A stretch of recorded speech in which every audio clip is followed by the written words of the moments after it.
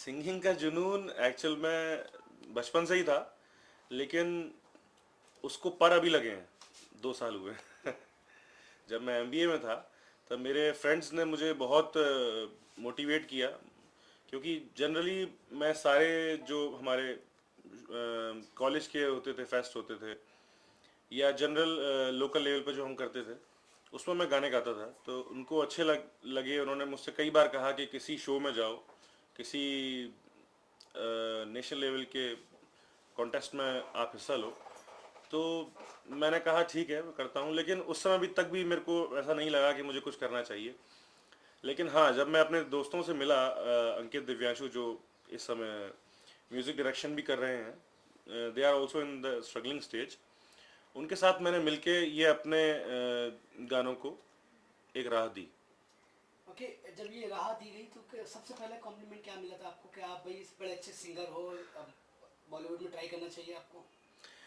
देखिए, मुझे सबसे अच्छा कॉम्प्लीमेंट जो आज तक मिला है वो ये मिला है कि जो मेरे कॉलेज के मेरे फ्रेंड्स ने ही दिया है मुझे।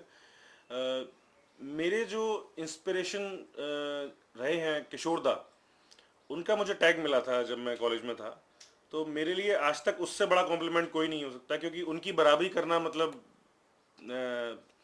सूरज को दिया दिखाने के बराबर है। लेकिन फिर भी उन्होंने मुझे वो टैग दिया, और हमेशा सारे दोस्त, जितने भी हमारे एडमिन के लोग थे, मेरे कॉलेज के जितने भी टीचर्स थे, डायरेक्टर्स थे, वो सब लोग मुझसे बोलते थे कि यू आर किशोर दा ऑफ फर्स्ट टाइम। तो मुझे बहुत अच्छा लगता था, वो कॉम्प्लीमेंट मेरे लिए बहुत कुछ है। अंकित भाई, ये वॉइस किस जॉनर को बिलोंग करती है? सूफी, वेस्टर्न? देखिए, मैंने कभी प्रोफेशनल ट्रेनिंग नहीं ली, लेकिन कोई सेट जॉनर जनर भी नहीं है मेरा। लेकिन मैंने जो स्टार्ट किया है वो है सूफी रॉक। सूफी रॉक जो है, वो मिक्सचर है सूफी जनर का और रॉक जनर का। तो जिसमें हम जब गाते हैं तो पिच थोड़ा हाई रहता है, लेकिन फील जो है वो आ जाती है। तो मेरा वो जनर है। किशोर दा का जब आपको लकब मिला था, जब आप बराबरी की गई थी थोड़ी सी, तो वो कौन सा सॉन्ग था जिस पे आपको ये?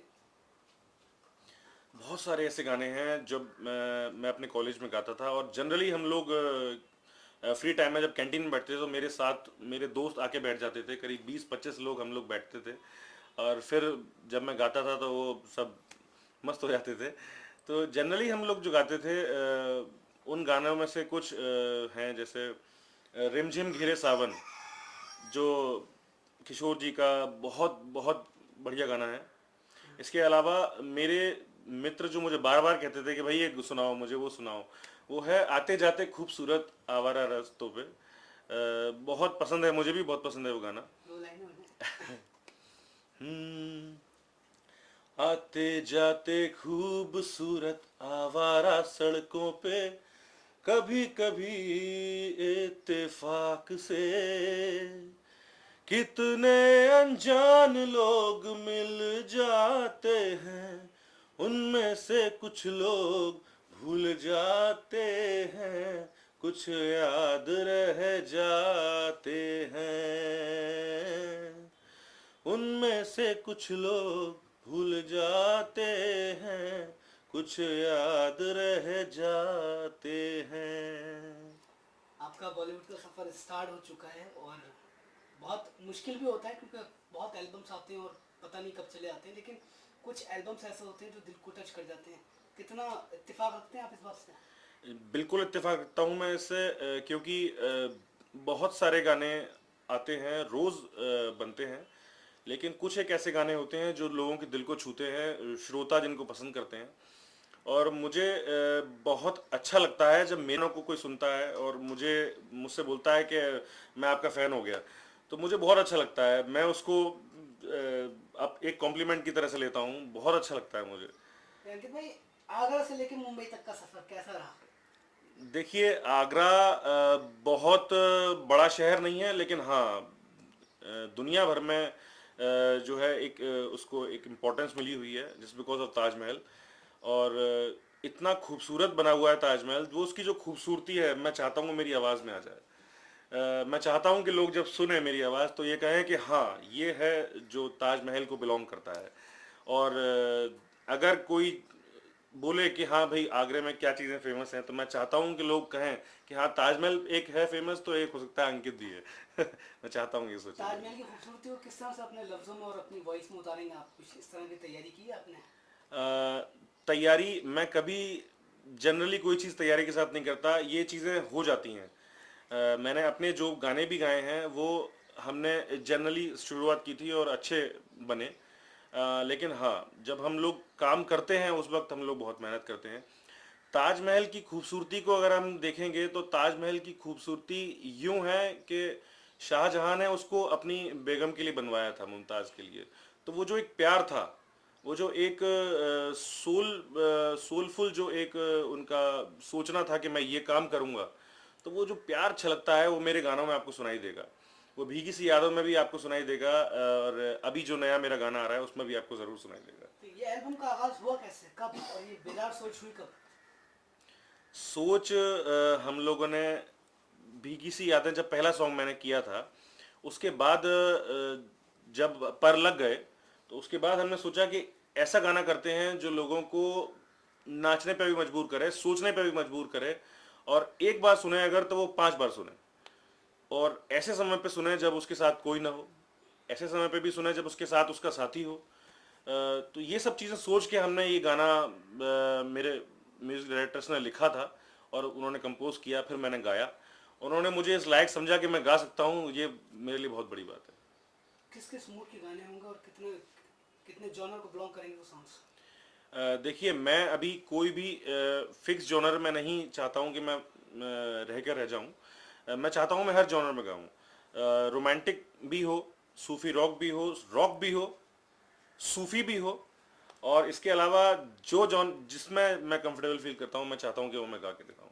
कितने कितने गाने हैं एल्बम के अंदर? अभी हम इंडिविजुअली एक एक सॉन्ग करके ऐसे रिलीज़ कर रहे हैं, और अब जो कर रहे हैं उसका नाम है तू। उसके बाद बहुत सारे आएंगे, बहुत से फोक से भी होंगे, बहुत से इंटरनेशनल लेवल के भी हो सकते हैं। तो we are trying our best. दो लाइन हो जाए, है तो? बिल्कुल। है तू आज भी इन फिजाओं में, है तू महफिल की इन शामों में, है तू मेरे अल्फाजों में, मेरी यादों में, मेरी बातों में, मेरी जिंदगी मेरी राहों में। हे हे कह देना, कह देना, दूरियां क्यों अपनी सी लगी।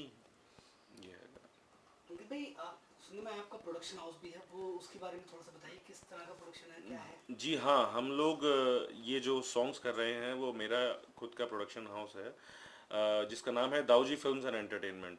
हम लोग वी आर आगरा बेस्ड, लेकिन हम लोग मुंबई में भी काम कर रहे हैं।